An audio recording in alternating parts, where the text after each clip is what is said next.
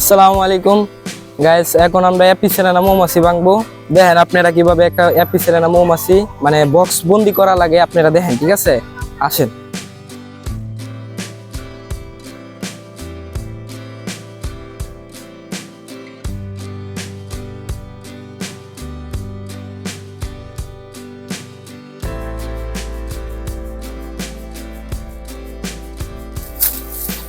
প্রায় ভাই 2 বছর হয়ে গেছে, কাজ চলতেছে।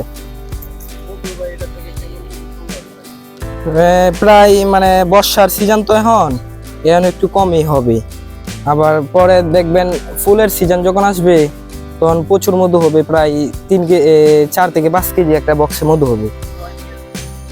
ও কালা ব্যবসা বলতে এটা ব্যবসা না, ব্যবসা যারা করে এরা তো করতে আছে। আমার এটা মানে শখের লাগে আর কি, শখ। শখের দাম লাখ টাকা বলে না, এটা আর কি, অন্য কোনো কিছুই না।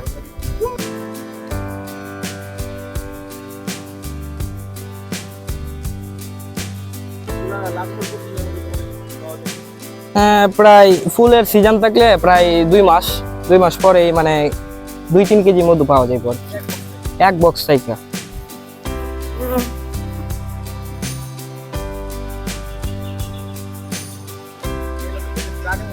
হ্যাঁ, একটা রানী মৌমাছি আছে, একটার কথাই সবগুলো শ্রমিক মৌমাছি গুলো সবগুলোই চলে আর কি।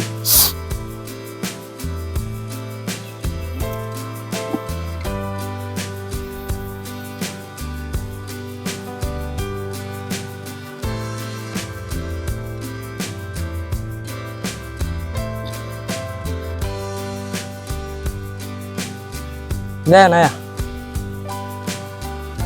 কারণ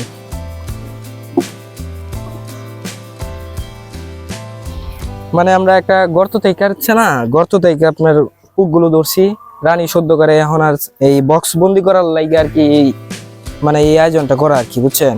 মানে এনে যারা দিমো একটা সবগুলো বক্সে পড়বো। কুইন গেট লাগানো আছে, মানে কুইনটা বাইরে দিতে পারবো না, শ্রমিক গুলো বাইরে দিতে পারবো। আর শ্রমিক গুলো বাইরে দিতে পারলে মানে মধু সংরক্ষণ করতে পারবো। আচ্ছা দেন,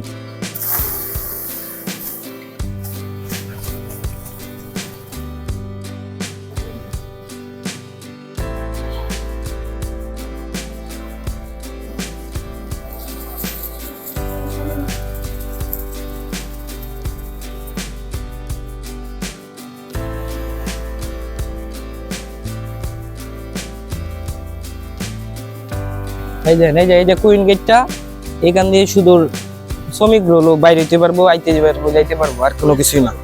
না কুইন যাইতে পারবো না, এটা সম্ভবই না। হ্যাঁ, নিজে বানাইছি বক্সটা।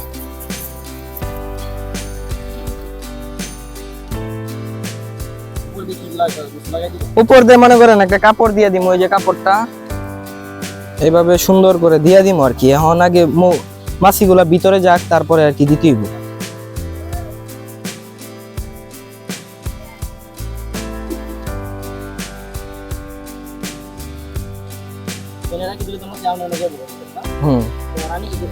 রানী ভিতরে অলরেডি ঢুকে গেছে, আর কোনো সমস্যা নাই।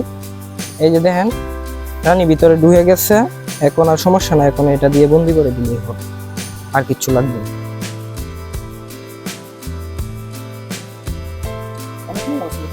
হ্যাঁ।